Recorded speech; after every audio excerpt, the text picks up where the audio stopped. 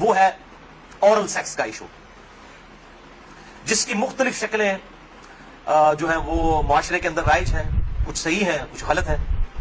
اس میں بنیادی اصول آپ سمجھ لیجئے، اور وہ ہے سورۃ البقرہ کی آیت نمبر 187، اعوذ باللہ من الشیطان الرجیم، بسم اللہ الرحمن الرحیم، احل لکم لیلۃ الصیام الرفث الی نسائکم، حلال کر دیا ہے اللہ نے رمضان کی راتوں میں بھی تمہارا اپنی بیویوں کے ساتھ ازدواجی تعلق قائم کرنا۔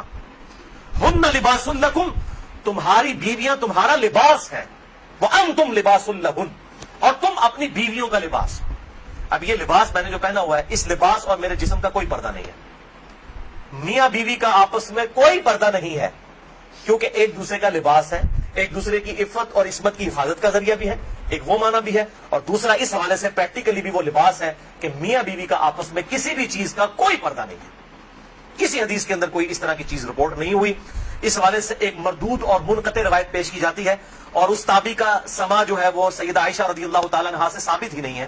سنن ابن ماجہ میں حدیث ہے 1922، مشکات میں 3123 ہے، لیکن مردود روایت ہے، منقطع ہے، کہ ام عائشہ رضی اللہ تعالیٰ عنہ کا بیان ہے کہ میں نے نبی صلی اللہ علیہ وسلم کی شرمگاہ کبھی نہیں دیکھی۔ لیکن یہ روایت ہی ضعیف ہے، جس کی بنیاد کے اوپر لوگوں نے اورل سیکس کے حوالے سے عجیب و غریب فتوے دیے اور کہا کہ جی میاں بیوی ایک دوسرے کی شرمگاہ کو نہیں دیکھ سکتے، یعنی وہ کہتے دیکھ ہی نہیں سکتے، اگلی بات تو آپ چھوڑ ہی دیں۔ تو یہ حدیث بالکل جو ہے وہ منقطع ہے اور مردود روایت ہے، جس کی بنیاد پہ یہ پورے کا پورا ایک اسکول آف تھاٹ کھڑا کیا ہوا ہے۔ بھائیو، اسلام میں ایز سچ اورل سیکس کی کوئی ممانعت نہیں آئی، سوائے وہ قوم لوط والا جو اینل سیکس ہے اس کو ضرور ایڈریس کیا گیا۔ اس حوالے سے جتنی بھی باتیں کی جاتی ہیں وہ علماء کے فتوے ہیں، اور ظاہر ہے کہ جب فتویٰ ہوگا تو وہ ایکسپرٹ اوپینین ہے، وہ اجتہادی ایشو ہے، اس میں کوئی شخص بھی دلائل کے ساتھ کسی کے ساتھ اختلاف کر سکتا ہے، اور اس کو آپ کتاب و سنت کی نص کی طرح بالکل فائنل اتھارٹی نہیں مان سکتے، اس کے لیے دلائل دینے کی ضرورت ہوگی، زبانی کلامی نہیں کہ میرا دل نہیں مانتا، یہ چیزیں اس طریقے سے نہیں۔ بہرحال اورل سیکس کے حوالے سے میڈیکل ایشو ضرور ریزالو کرنا چاہیے، کیونکہ اس قرآن حکیم نے ہمیں دو ہی علوم بتائے ہیں، ایک ریویلڈ نالج جو وحی کا علم ہے، اور دوسرا acquired knowledge, the knowledge obtained through observations and experiments، science کا علم۔ ان دو میں سے اگر ایک علم بھی یہ چیز ویریفائی کر دے کہ اس طرح کا ایکٹ جو ہے صحت کے لیے نقصان دہ ہے، تو پھر اس کی اسلام میں اجازت نہیں ہوگی۔ مثال کے طور پر یہ جو یورینیم ہے، اگر آپ اس کو نیکڈ ہاتھ لگائیں گے تو اسکن کینسر اس کی وجہ سے ہو سکتا ہے، یہ قرآن و حدیث میں نہیں موجود لیکن سائنٹیفکلی پروف ہے، تو یہ اس کو پھر اس طریقے سے پریکٹس کیا جائے گا اور بچا جائے گا۔ اس حوالے سے میں نے گفتگو بھی کر دی ہے، مسئلہ نمبر 39، علم وحی اور علم سائنس کی اہمیت اور ان کا دائرہ کار، اہل سنت پاک.com پہ۔ بہرحال میں نے اشارتاً اب گفتگو کر دی ہے، عقل مند کے لیے اشارہ کافی ہے، اس میں مزید ڈیٹیل میں جانے کی ضرورت نہیں ہے۔ البتہ آخر میں سیکس کے اعتبار سے دو بڑے کریٹیکل ایشوز ہیں، ان کو ایڈریس کر دوں۔ بڑے دو اہم مسائل ہیں، تاکہ کوئی تشنگی باقی نہ رہے۔ پھر بھی اگر کسی کی کوئی تشنگی باقی رہے، لیکچر کے اینڈ پہ پوچھ سکتے ہیں، یا بعد میں بھی مجھے ای میل کر سکتے ہیں، mirza_95@yahoo.com۔ اور ای میل کے حوالے سے میں آج کل بڑی آزمائش سے گزر رہا ہوں، ای میلز جو ہیں وہ سینکڑوں ہزاروں تک پہنچ جاتی ہیں، اس لیے بعض اوقات 7-8 دن لگ جاتے ہیں میں جواب، یعنی پہلے تو ایک دن میں دے دیتا تھا، اب وہ ایک ہفتے سے بھی بڑھ جاتا ہے۔ یہ تو ابھی شکر ہے جو اہل سنت پاک.com پہ آتی ہیں وہ ہمارے فرحان بھائی جواب دیتے رہتے ہیں، ورنہ وہ بھی دینی پڑے، اور واٹس ایپ کا جو علیحدہ سے معاملہ میں نے تو وہ مصیبت پالی نہیں ہوئی ہے، کیونکہ میں اس کو مینج کر نہیں سکتا۔ تو یہ آخر میں دو اہم ترین مسائل میں نے بیان کرنے تھے اسی سیکس ڈسپلن کے پوائنٹ آف ویو سے۔ پہلا مسئلہ ہے وہ ہے بڑی عمر کی رضاعت کا مسئلہ، یعنی اگر میں کھل کے بیان کروں کہ اگر کوئی مرد اپنی بیوی کے پستان سے دودھ پی لے تو کیا اس سے رضاعت ثابت ہوگی، کیا نکاح ٹوٹ جائے گا، کیا اس طرح کا کوئی معاملہ ہو جائے گا؟ کیونکہ امام ابن تیمیہ نے اس قسم کا فتویٰ دیا، اور وہ آج تک جو ہے وہ اہل حدیث کے گلے میں فٹ ہوا ہے، سارے تو نہیں، مطلب جو اہل علم ہے وہ تو سمجھتے ہیں کہ فضول فتویٰ تھا، ان کے نزدیک تو اس طریقے سے رضاعت ثابت ہو جائے گی اور نکاح بھی ٹوٹ جائے گا۔ تو میں اس کو ایڈریس کرتا ہوں۔ صحیح بخاری اور صحیح مسلم کی متفق علیہ حدیث ہے، بخاری میں 5099 5099، مسلم میں 3568 3568، اور مشکات میں بھی ہے انٹرنیشنل نمبر کے مطابق 3161، کہ آپ صلی اللہ علیہ وسلم نے ارشاد فرمایا کہ جو رشتے دودھ کی وجہ سے، جو رشتے جو ہے وہ نسب کی وجہ سے حرام ہوتے ہیں، وہی رشتے دودھ پینے کی وجہ سے بھی حرام ہو جاتے ہیں۔ یعنی اگر دو مختلف ماں باپ والے بچوں نے کسی ایک کامن عورت کا دودھ پی لیا ہے تو اس عورت کی جو اولاد ہے وہ ان کے بہن بھائی بن جائیں گے دودھ کے رشتے کی وجہ سے۔ تو جس طریقے سے نسب جو ہے وہ حرمت والا رشتہ بنا دیتا ہے، اسی طریقے سے رضاعت کا رشتہ دودھ پینے کی وجہ سے بھی اسٹیبلش ہوتا ہے، اور وہ ایک دو بار دودھ پینے سے نہیں، وہ صحیح مسلم میں 3597 نمبر حدیث ہے، مشکات میں 3167 3167 کہ کم از کم 5 مرتبہ اگر کوئی عورت دودھ پلا دے کسی بچے کو تو پھر وہ بچہ جو ہے اس عورت کی جو ڈائریکٹ اپنی اولاد ہے اس کا وہ بہن بھائی بن جائے گا، 5 دفعہ کم از کم. تو وہ محرمات ابدیہ میں داخل ہو جائے گا جن کا ذکر سورۃ النساء کی آیت نمبر 23 چوتھے پارے کی آخری آیت ہے سورۃ النساء آیت نمبر 23 میں. ہمیشہ کے لیے جو حرمت والے رشتے ہیں یعنی ماں باپ کے ساتھ، اس طریقے سے دادی دادا، اس طریقے سے چچا تایا ماموں، یہ سارے رشتے جو حرمت والے ہیں وہ اسی ایک آیت کے اندر بیان ہوئے ہیں سورۃ النساء آیت نمبر 23. بھائیو اس حوالے سے جو احادیث کچھ پیش کی جاتی ہیں کہ اگر کوئی عورت پیالے میں اپنا دودھ نکال کے کسی مرد کو پلا دے تو وہ اس کے ساتھ حرمت والا رشتہ اس کا اس طریقے سے بن جائے گا، تو وہ اس کے لیے محرم ہو جائے گی، تو وہ احادیث منسوخ ہیں اور ان کی ناسخ حدیث صحیح بخاری اور صحیح مسلم دونوں میں موجود ہے. اب امام ابن تیمیہ ان حدیثوں کے اوپر عمل کر کے انہوں نے فتویٰ دے دیا کہ اگر کوئی مرد اپنی بیوی کا دودھ پی لے تو نکاح بھی ٹوٹ گیا، ہمیشہ کے لیے وہ حرام ہو گئی. اور یہ سارا معاملہ حالانکہ یہ حدیث موجود ہے بخاری اور مسلم دونوں میں. صحیح بخاری میں انٹرنیشنل نمبر کے مطابق 5102، صحیح مسلم میں 3606 اور مشکات میں 3168 3168 کہ نبی صلی اللہ علیہ وسلم نے ارشاد فرمایا الرضاعۃ من المجاعہ کہ جو رضاعت کا رشتہ ہے یہ بھوک کی عمر تک ہے. جب بچہ بھوک کی عمر میں دودھ مانگتا ہے یعنی زبان سے نہیں مانگ سکتا، بھوک کی عمر تک رضاعت کا رشتہ رہتا ہے اور وہ قرآن حکیم میں 2 سال بتائی گئی ہے دودھ چھڑانے کی عمر. تو آپ صلی اللہ علیہ وسلم نے کلیئر کٹ فرما دیا کہ جو دودھ چھڑانے کی عمر ہے اس دوران اگر کوئی بچہ دودھ پی لے اور وہ بھی صحیح مسلم کی حدیث کے تحت 5 مرتبہ تو تب رضاعت کا رشتہ، دودھ کا رشتہ اسٹیبلش ہوگا، ورنہ نہیں ہوگا. تو اب جو بڑا مطلب 2 سال کا تو نہیں ہے، تو اس میں ظاہر ہے کہ بالکل امپلائڈ ہے کہ اگر کوئی اس طرح کا معاملہ کر لیتا ہے تو نہ رضاعت قائم ہوگی اور نہ میاں بیوی کا آپس میں کوئی نکاح ٹوٹنے والا معاملہ ہوگا. دوسرا اہم مسئلہ آج کا آخری وہ ہے میرے بھائیوں عزل کا ایشو یا ماڈرن لینگویج میں کنڈوم کا استعمال. عزل عربی میں کہتے ہیں الگ ہو جانے کو، یعنی جب میاں بیوی ازدواجی تعلق قائم کریں ڈسچارج کے وقت وہ الگ ہو جائیں، اس کو کہتے ہیں عزل. اور اسی کی ماڈرن فارم جو ہے وہ کنڈوم ہے، فیملی پلاننگ کے پوائنٹ آف ویو سے بھی استعمال کرتے ہیں. اس میں کوئی شک نہیں ہے کہ مفلسی کے ڈر سے فیملی پلاننگ کرنا اسلام میں قرآن حکیم کی آیات کی روشنی میں اس کی کوئی گنجائش موجود نہیں ہے، قطعاً حرام ہے. لیکن اگر عورت کی صحت کا ایشو ہو یا اولاد کی تربیت کے پوائنٹ آف ویو سے کسی کے لیے کوئی ریسٹرکشن ہو وہ معاملہ الگ ہے، اس کے اوپر وہ والا فتویٰ نہیں لگے گا. اور اس کے ثبوت میں 3 حدیثیں پیش کروں گا، تینوں صحیح بخاری اور صحیح مسلم سے. لیکن اس میں یاد رکھیں کہ جو لوگ اس حوالے سے مرد اپنی نس بندی کروا لیتے ہیں یعنی سیکچولی ڈسیبل ہو جاتے ہیں ہمیشہ کے لیے جان بوجھ کے میڈیکلی کروا لیتے ہیں، یا عورتیں اپنی یوٹرس نکلوا دیتی ہیں، اگر کوئی بیماری یا کینسر والا ایشو نہ ہو وہ الگ بات ہے کہ جی تاکہ جی ہمیشہ کے لیے معاملہ اسٹیبلش ہو جائے، یہ قطعاً حرام ہے اور بدعت کبریٰ ہے. یہ اللہ کی شریعت کو بدلنا ہے، اللہ کی تخلیق کو بدلنا ہے. سورۃ النساء آیت نمبر 119 کے تحت یہ قطعاً حرام اور شیطانی فعل ہے.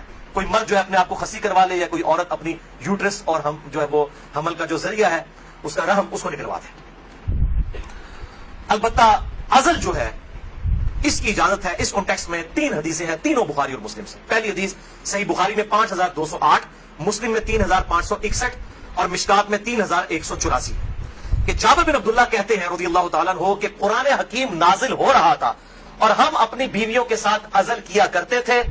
اللہ تعالیٰ نے قرآن حکیم میں اسے منع نہیں فرمایا، اور جب نبی صلی اللہ علیہ وسلم کو ہمارے بارے میں خبر پہنچی کہ ہم عزل کرتے ہیں یعنی بیویوں کے ساتھ جب صحبت کرتے ہیں تو ڈسچارج کے وقت الگ ہو جاتے ہیں تاکہ اولاد نہ ہو، تو نبی صلی اللہ علیہ وسلم نے بھی ہمیں منع نہیں فرمایا. نبی پہ تو واجب ہوتا ہے منع کرنا. اور یہ جابر بن عبداللہ وہ ہیں جو 74 ہجری میں فوت ہوئے ہیں، آپ صلی اللہ علیہ وسلم کے بعد بھی 62 ایئرز تک 62 سال تک زندہ رہے ہیں اور بخاری و مسلم کی کئی احادیث کے راوی ہیں اور 7 سب سے زیادہ 7 احادیث روایت کرنے والے صحابہ میں سے یہ ایک ہے جابر بن عبداللہ انصاری رضی اللہ تعالی عنہ وعلیہ السلام. تو وہ کلیئر کٹ کہہ رہے ہیں نہ قرآن میں اس کی حرمت آئی نہ نبی صلی اللہ علیہ وسلم نے ہمیں عزل کرنے سے منع کیا. دوسری حدیث بھی بخاری اور مسلم کی متفق علیہ حدیث ہے. بخاری میں 4138، مسلم میں 3544، مشکات میں بھی موجود ہے 3186 کہ صحابہ کہتے ہیں کہ ہم اپنی لونڈیوں کے ساتھ صحبت کیا کرتے تھے اور پھر ہم عزل کر لیا کرتے تھے.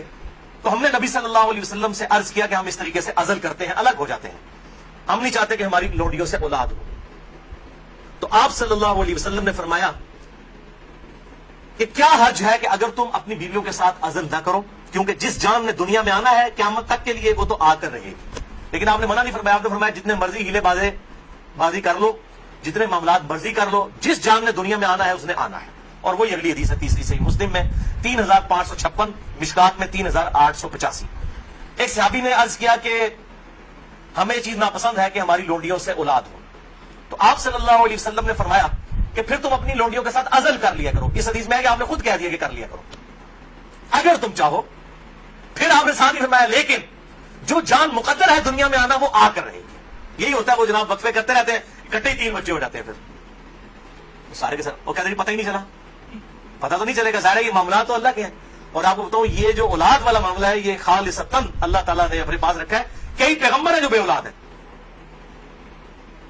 اور سورہ شورا کے آخری رکوع میں آیا اللہ تعالیٰ جسے چاہتا ہے بیٹے دیتا ہے, جسے چاہتا ہے بیٹیاں دیتا ہے, جسے چاہتا ہے دونوں دیتا ہے, جسے چاہتا ہے بے اولاد رکھتا ہے. نبی صلی اللہ علیہ وسلم کی ساری بیویاں بے اولاد ہیں سوائے حضرت خدیجہ کے, یا ایک سیدہ ماریہ ہیں, ان سے بیٹے ابراہیم پیدا ہوئے وہ بھی فوت ہو گئے. آپ کی ساری اولاد حضرت خدیجہ سے ہے, باقی آپ کی بیویاں جتنی ہیں وہ بھی بے اولاد ہیں. کیا ان کو اولاد کی تمنا نہیں ہوگی سیدہ عائشہ کو, سیدہ حفصہ کو ہوگی, لیکن یہ ایکسکلوسیو اللہ تعالیٰ کا ڈیسیجن ہے. تو آپ صلی اللہ علیہ وسلم نے فرمایا کہ جو جان مقدر ہے وہ آ کر رہے گی. پھر کچھ عرصے کے بعد وہ صحابی حاضر ہوئے اور کہا یا رسول اللہ میری لونڈی جو ہے وہ تو امید سے ہے, حاملہ ہو گئی ہے. آپ نے فرمایا میں نے تجھے کہا نہیں تھا کہ جو اولاد مقدر میں ہے وہ آ کر رہے گی, اس کو کوئی نہیں روک سکتا. تو یہ چیزیں انسان اگر سمجھتا ہے رک جائے تو ایسا نہیں. لیکن یہ یاد رکھیے یہ لونڈیوں والا معاملہ ہے جو آزاد عورت ہے, کیونکہ ہماری بیویاں تو لونڈیاں نہیں ہوتی ہیں, تو آزاد عورتیں ہیں. آزاد عورت کے ساتھ عزل کرنے کے لیے بیوی کی اجازت کی بھی ضرورت ہے. مرد اپنی مرضی سے یہ ڈیسیژن نہیں کر سکتا. یہ ساری احادیث لونڈیوں سے ریلیٹڈ ہے. آزاد عورت اور بیویوں کے معاملے میں میاں بیوی دونوں کا راضی ہونا ضروری ہے.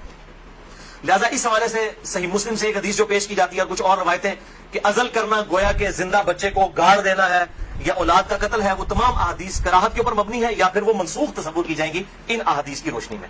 اور الحمدللہ اسی پہ امت کا اجماع ہے. عزل کے جواز کے سب لوگ قائل ہیں, جس کی ماڈرن فارم جو ہے وہ کنڈوم کا استعمال ہے. لیکن اگر ایک دفعہ پریگنینسی آئیڈینٹیفائی ہو جائے, خواہ ایک دن کی ہو, لوگ پوچھ رہے ہوتے ہیں جی علیحدہ 40 دن ہی گزرے نا جی, 40 دن کے اندر ایک دن کی بھی پریگنینسی ہو, اس کو ضائع کروانا قطعاً حرام, گناہ کبیرہ ہے, اولاد کا قتل ہے, خواہ ایک دن کی ہو. کوئی اس میں نہیں ہے جی چوتھے مہینے روح ڈالی جاتی ہے. بھائی چوتھے مہینے روح ڈالی جاتی ہے تو اس سے پہلے کیا ہوتا ہے, بچہ بڑا تو ہو رہا ہوتا ہے. روح کے ساتھ زندگی کا ایشو اور ہے, روح کے بغیر بھی ایک زندگی ہے, وہ ایشو اور ہے. وہ بھی تو بچہ جو ہے ایک ایمبریو سے ایک جو ہے وہ جنین سے معاملات بڑھتے بڑھتے آگے جاتے ہیں, تو وہ بھی ایک زندگی ہے. روح کے ساتھ ایک اور زندگی ہے, روح کے بغیر بھی زندگی اس کے اندر موجود ہے. اسی لیے اگر مردہ بچہ بھی پیدا ہو تو راجح قول جامعہ ترمذی اور ابو داؤد کی حدیث کے تحت یہی ہے کہ اس کا جنازہ بھی پڑھایا جائے گا. اور لوگ کہتے ہیں کہ زندہ پیدا ہوگا تو پھر پڑھایا جائے گا. مردہ بھی پیدا ہو ماں کے پیٹ میں تو وہ زندہ ہی تھا نا, ایکسس تو کرتا تھا. تو افضل قول یہی ہے کہ اس کا جنازہ پڑھا جائے گا.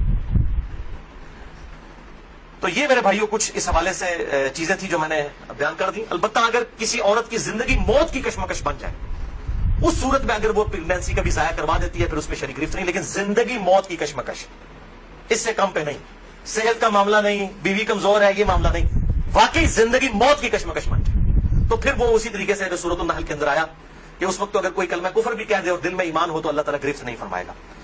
اور اس حوالے سے ہمارے پڑوسی ملک انڈیا کے اندر آج سے کئی سال پہلے, تقریباً 15 سال پہلے کی رپورٹ ہے کہ روزانہ 3000 بچیاں ماں کے پیٹ کے اندر ہی پریگنینسی ان کی ضائع کر دی جاتی ہے جب یہ پتا چلتا ہے کہ یہ بچیاں ہیں. یعنی قرآن اگر کہتا ہے نا بچیوں کو دفن کرنا یہ گناہ کبیرہ ہے, تو یہ گناہ آج تک چل رہا ہے. بیسک ہیومن انسٹنکٹ تو بدلی نہیں ہے نا. 3000. اسی وجہ سے انڈیا میں مردوں کی تعداد عورتوں سے زیادہ ہے. ویسے آپ حیران کن بات آپ کو بتاؤں, اس سال پاکستان کی رپورٹ بھی آئی ہے. پہلے پاکستان میں 52% عورتیں تھیں اور 48% مرد تھے, لیکن اب مردوں کی پرسنٹیج عورتوں سے پاکستان میں بھی بڑھ گئی ہے. اور اس کی مین ریزن یہی ہے, یہ بہت بڑا گناہ ہے اور اللہ تعالیٰ پالنے والا ہے. 1901 کے اندر, یعنی جب 20ویں صدی کا آغاز ہوا, 1 ارب آبادی تھی. پھر اللہ تعالیٰ نے سائنس کی ترقی کرائی, انسان نے بیماریوں کا کنٹرول اس فزیکل فینومینا آف نیچر سے سیکھ لیا. اور اس وقت 1901 میں کہا جاتا تھا کہ 2001 کے اندر اگر دنیا کی آبادی ڈبل ہو گئی نا تو روٹی نہیں کوئی کسی کو ملے گی. اس وقت 1 ارب تھی 100 سال پہلے, یا آج سے 116 سال پہلے. تو 100 سال کے بعد 2 ارب آبادی نہیں ہوئی ہے, 3 ارب بھی نہیں ہوئی, 4 ارب بھی نہیں ہوئی, 5 ارب بھی نہیں, 6 ارب بھی نہیں, 7 ارب آبادی ہو چکی ہے. لیکن زمین میں اپنے خزانے اگل دیے. آپ جدھر جائیں, میں قسم سے منڈی سے گزرتا ہوں, اتنا فروٹ ہے ختم نہیں ہوتا.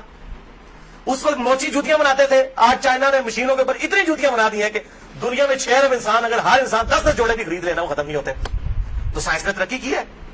جس زمین سے 40 من گندم نکلتی تھی آج 400 من نکل رہی ہے, 10 گنا زیادہ. امریکہ لاکھوں ٹن گندم ہر سال پیسیفک اوشن میں بحر الکاہل میں ضائع کر دیتا ہے.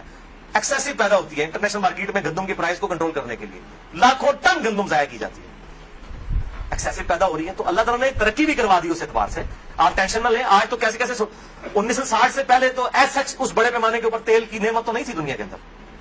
ان عرب ملکوں میں 1960 کے بعد تیل نکلا. ویسے تو تیل کا پہلا کنواں 1748 میں امریکن جو اسٹیٹ ہے پنسلوینیا اس میں دریافت ہوا تھا. لیکن مین تیل جو نکلا ہے وہ اسی 20ویں صدی میں کسی نے سوچا بھی نہیں تھا. اور اب تو اس سے بھی بڑی انرجی کا سورس ہے وہ سولر انرجی ہے. اب چائنا نے کام کرنا شروع کر دیا. آپ دیکھیں کہ 10-15 سالوں کے اندر جو ہے وہ ہر بندے نے اپنا جو ہے نا بجلی کا سسٹم اپنے گھر کے اوپر لگایا ہوا ہوگا. اور یہ سورج والے جو جب تک سورج ہے اس وقت تک زندگی ہے. یہ تو نہ ختم ہونے والا جو ہے وہ سورس ہے. رینیویبل جسے ہم کہتے ہیں اپنی سائنس کی لینگویج کے اندر. باقی یہ جو ہے نان رینیویبل ریسورسز ہیں. تیل ختم ہو جائے گا تو ختم ہو گیا. لیکن یہ سولر انرجی جب تک سورج ہے زمین پہ زندگی ہے. زمین پہ زندگی ہے تو سولر انرجی سے آپ فائدہ اٹھا سکتے ہیں. بہر اللہ تعالیٰ سے دعا ہے جو حق بات میں نے کہی اللہ تعالیٰ ہمارے دلوں میں راسخ فرمائے. اگر جذبات میں میرے منہ سے کوئی غلط بات نکل گئی آج تو اللہ تعالیٰ ہمارے دلوں سے معاف کر دے. ہمیں کتاب و سنت کی تعلیمات پر عمل کر کے دوسرے بھائیوں تک پہنچانے کی توفیق عطا فرمائے. سبحانک اللہم و بحمدک اشہد ان لا الہ الا انت استغفرک و اتوب الیک وما علینا الا البلاغ المبین. جزاک اللہ خیرا.